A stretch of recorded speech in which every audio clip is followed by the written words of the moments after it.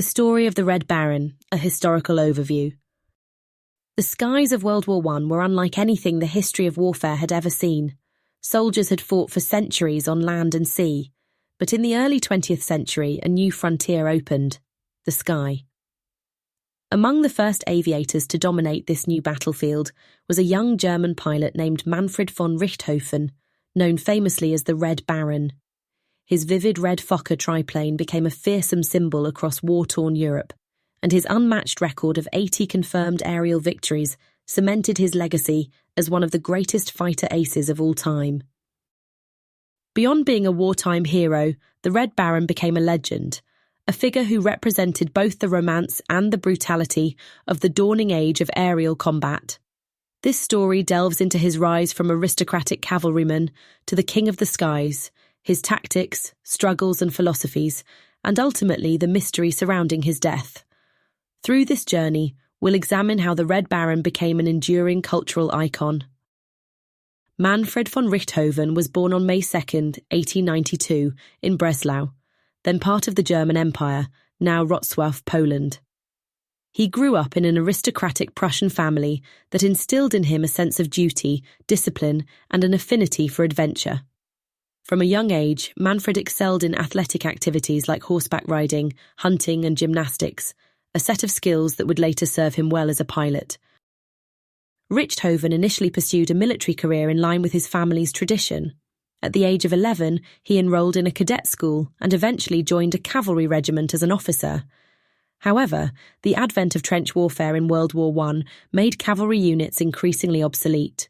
Feeling frustrated and underutilized, Richthofen began seeking opportunities to position himself where the action was. Richthofen's fortunes changed in 1915 when he joined the German Air Service, captivated by the innovation and excitement of flying. Initially serving as an observer in a reconnaissance aircraft, Manfred quickly became enamored with aviation. He applied for pilot training, and despite a shaky start, he earned his wings and embarked on a career that would redefine the possibilities of aerial combat. It was during this time that Richthofen encountered Oswald Bülker, a pioneering German aviator credited with developing the first aerial combat tactics. Bülker became a mentor to Richthofen, imparting invaluable lessons that turned the young pilot into a strategic thinker. Richthofen was not known for flamboyant aerobatic skills, but instead excelled in precision, discipline, and tactical cunning, qualities that would make him a deadly force in the sky. In September 1916, Richthofen achieved his first confirmed aerial victory, shooting down an enemy aircraft over the Somme. For Richthofen, this was no mere feat. It marked the beginning of a carefully crafted career. Unlike many pilots of the time, Richthofen celebrated his victories with ritualistic pride, commissioning a silver cup engraved with the date of each successful downing. This practice underscored his belief in the chivalrous, yet personal nature of aerial combat. Richthofen's defining characteristic as a pilot was his precision. His tactics focused on staying calm and disciplined in battle, waiting for a perfect opportunity rather than engaging in reckless dogfights. By early 1917, his increasing successes and the bright red paint of his aircraft earned him the nickname Red Baron, a moniker that struck awe and fear into enemies and admiration among his peers. As Richthofen's victories grew, his command responsibilities expanded. He was put in charge of the Jagdgeschwader 1, a unit that would come to be known as the Flying Circus. This elite squadron was remarkable not only for its effectiveness, but also for its flair. Pilots in the Flying Circus painted their planes in vivid colours, creating a spectacle that was both fearsome and theatrical. Richthofen was more than just a gifted pilot. He was a natural leader. His men respected him for his calm demeanour and tactical brilliance. Under his leadership, the Flying Circus became a dominant force in the skies, securing German air superiority during a critical phase of World War I. Richthofen's philosophy of aerial warfare was deeply rooted in the chivalric ideals of earlier eras. While ground combat devolved into the horrors of trench warfare, aerial combat retained an almost noble quality.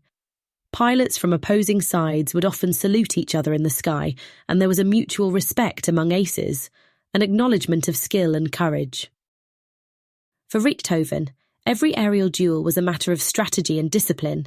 In combat, he placed an emphasis on clear and calculated maneuvers, ensuring maximum precision with minimal risk to his squadron.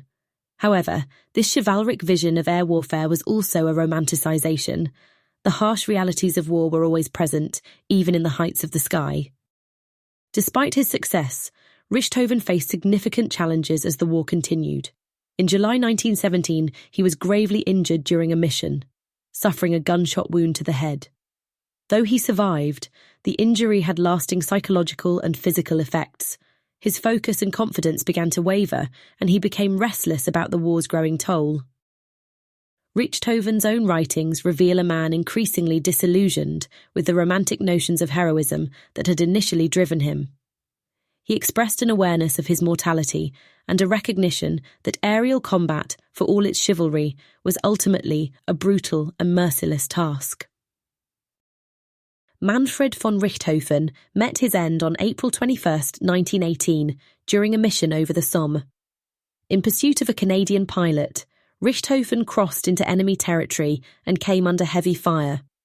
His signature red triplane was struck, and he crash-landed behind Allied lines. He was found dead, a single bullet having penetrated his torso. The circumstances of his death remain a topic of historical debate. Some accounts suggest that Australian ground troops fired the fatal shot, while others argue that Canadian pilot Arthur Roy Brown may have been responsible. Despite the uncertainty, Richthofen's death was met with widespread mourning, even among his enemies. Manfred von Richthofen's legend only grew after his death. Both the Allies and Germans paid tribute to him. The former gave him a respectful military burial, while the latter memorialized him as a national hero.